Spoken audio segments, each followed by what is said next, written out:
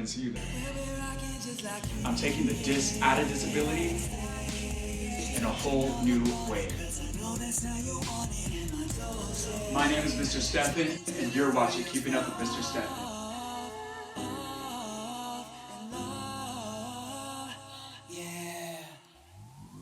So far, we have talked about what disability is, what it's not, and what it can look like in the communities that we live in.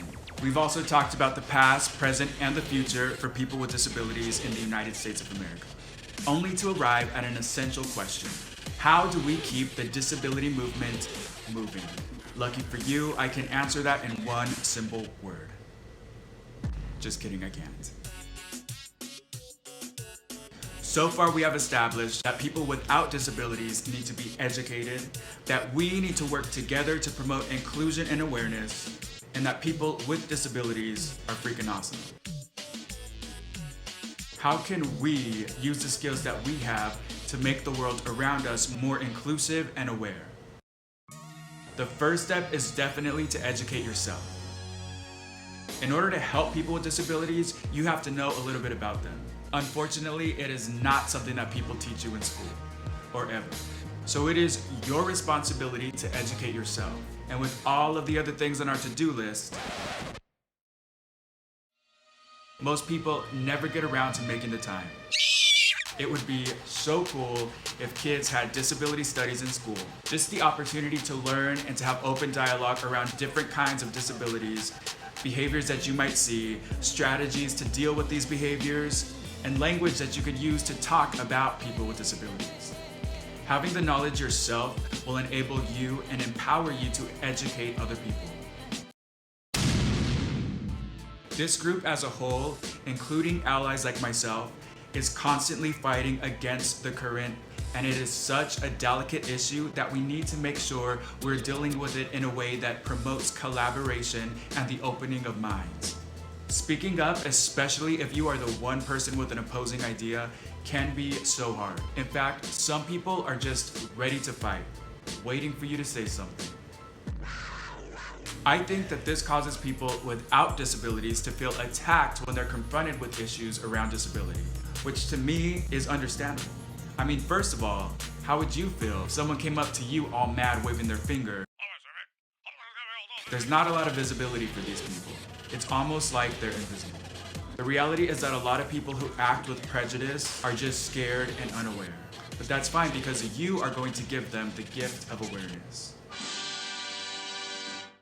You are going to educate and advocate and change the way that things work.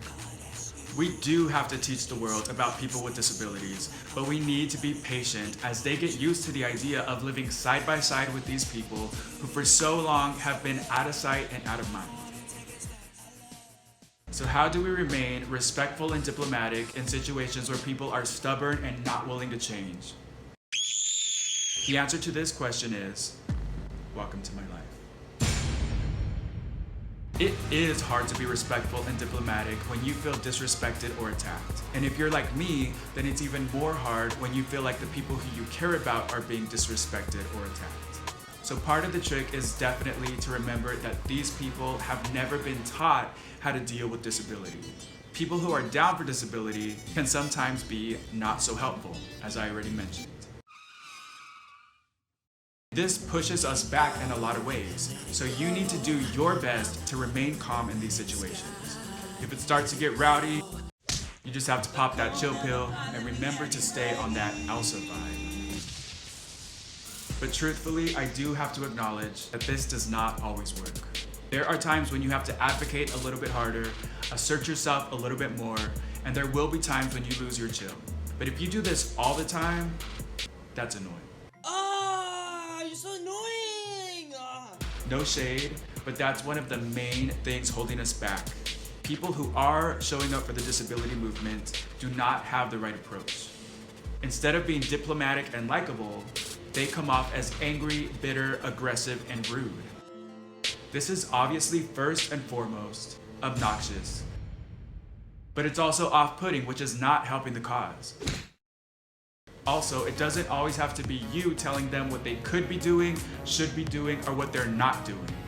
One of the best forms of advocacy is acknowledging when someone is actually doing something the right way. It is so simple, it makes people happy, and that 30-second interaction will have more impact than a 2-hour speech. The goal is for people to listen. We need to be visible and we need to be heard, which means that it is crucial to deliver our message in a way that not only captures, but captivates the minds and the hearts of even the harshest critics. At the end of the day, we want people to join the movement to promote inclusion for people all over the world. If you have questions or comments related to intellectual or developmental disability, or if you just want to keep on keeping up, then you can find me online at Facebook/Mr. Stephan Official. You can like, comment, and subscribe on YouTube by searching Keeping Up with Mr. Stephan, or you can visit my website at mrstephanofficial.weebly.com for even more ways to keep up. If you like the music featured in this episode, that's great. It's me. You can visit my music site, the links to all of my social media under my stage name Evan Torres at evantorres.weebly.com. Look out for my first ever full-length album, Till the Wheels Fall Off, in spring 2019.